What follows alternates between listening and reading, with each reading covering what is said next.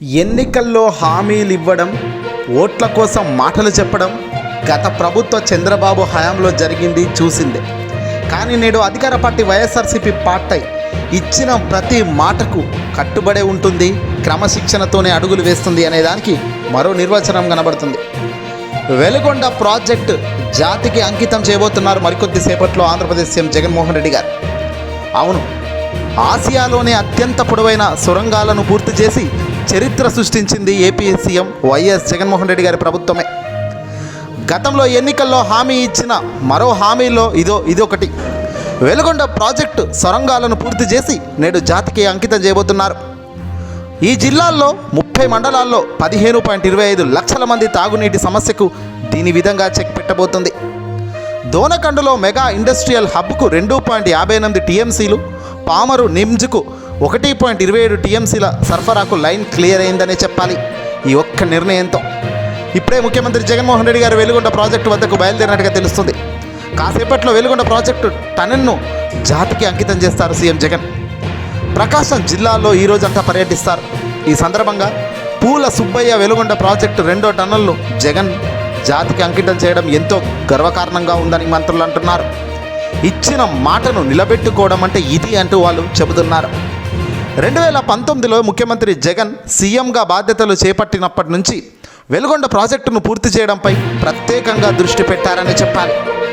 గడిచిన 58 నెలల పాలనలో దాదాపు 2 ఏళ్లు కరోనా వల్ల పనులన్నీ చేయలేని పరిస్థితి వచ్చినా మొదటి సొరంగం పనుల్లో మిగిలిన 2.883 కిలోమీటర్ల పనులను 2019 నవంబర్లో ప్రారంభించి 2021 జనవరి 13 నాటికి పూర్తి చేశారు.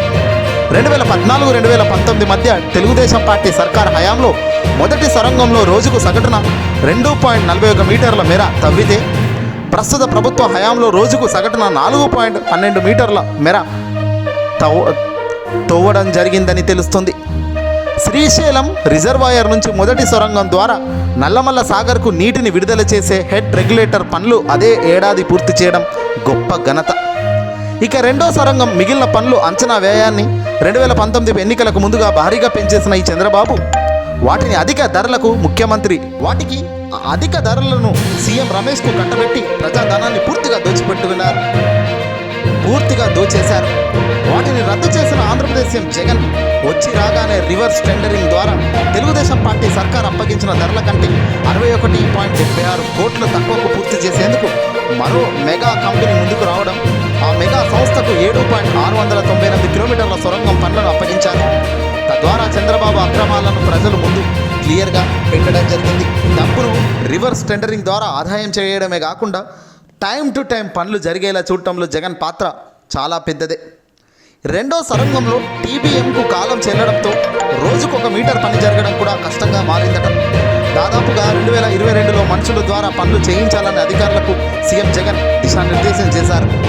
మొదటి సొరంగం నుంచి 2వ సొరంగంలోకి 17.8 కిలోమీటర్లు, 16.555 కిలోమీటర్లు అంటే 14.5 కిలోమీటర్లు, 13.5 కిలోమీటర్లు, 12.5 కిలోమీటర్ల వద్ద సొరంగాలను తవ్వి అక్కడ మనుషులతో సొరంగాన్ని తవ్వించేలా పనులు చేపట్టారు. మంగళవారం నాటికి 2వ సొరంగం తవ్వకం పనులు పూర్తయ్యాయి. పూర్తిగా 7.685 కిలోమీటర్ల పొడవున తవ్వకం పనులు, హెడ్ రెగ్యులేటర్ పనులు కూడా పూర్తయ్యాయి. శ్రీశైలానికి వరద వచ్చేలోగా టీబీఎంను సొరంగం నుంచి బయటకు తీయనన్నారు. మరోవైపు 2014-2019 మధ్య చంద్రబాబు సర్కార్ హయాంలో 2వ సొరంగం రోజుకు సగటున 1.31 మీటర్ల మేర తవ్వితే ప్రస్తుతం ప్రభుత్వ హయాంలో రోజుకు 7.25 మీటర్ల తవ్వడం జరిగింది. తెలుగుదేశం పార్టీ సర్కార్ చేపట్టకుండా నిర్లక్ష్యం చేసిన ఈ తాగునీరు హెడ్ రెగ్యులేటర్, తూర్పు ప్రధాన కాలువ హెడ్ రెగ్యులేటర్ పనులను ముఖ్యమంత్రి జగన్ ఓ యుద్ధ ప్రాతిపదికన పూర్తి చేసి శభాష్ అనిపించుకున్నారు. శ్రీశైలంకు కృష్ణా వరద జలాలు వచ్చిన వెంటనే సొరంగాల ద్వారా నల్లమల్ల సాగర్కు తరలించి ఆయకట్టుకు నీళ్లు అందించబోతున్నారు. ప్రాజెక్టు పనులకు ఇప్పటివరకు 978.02 కోట్లను ముఖ్యమంత్రి జగన్ ఖర్చు చేశారు.